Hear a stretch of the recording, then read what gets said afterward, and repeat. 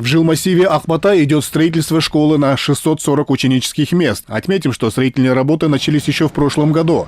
В настоящее время строители работают круглые сутки. По их словам, двери школы откроются в начале нового учебного года.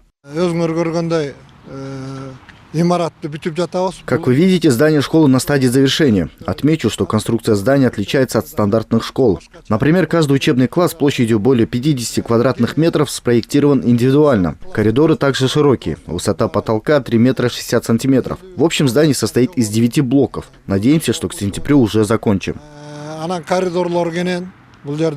Еще один важный социальный объект строится в микрорайоне Учхон. Поскольку в этом районе нет детского сада, родители отводят детей в другие места. Теперь эта проблема будет решена. В этом году будет завершено строительство и сдан в эксплуатацию новый детский сад на 140 мест. Садик, он будет трехэтажный у нас вместе с цокольным этажом.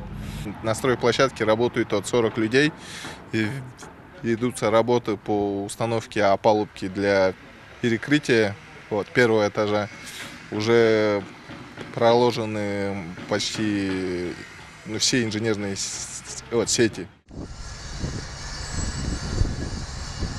В Бишкеке также ведется строительство современного спортивного комплекса. Новый объект, включающий в себя физкультурно-оздоровительный комплекс, гостиницу, тренажерные залы и футбольные поля, возводится в соответствии со всеми требованиями. Строительство комплекса будет завершено в этом году. В рамках первого этапа это стадион по стандарту FIFA 4, рассчитанный на 3000 посадочных мест. Кроме этого, 2 тренировочных поля, 1 мини-футбольное поле и воркаут-зона. В рамках благоустройства уже подготовлено парковочное место на более 120 машиномест. Вновь построенные социальные объекты создадут благоприятные условия для повышения качества образования, а современный спортивный комплекс станет излюбленным местом отдыха спортсменов и жителей города.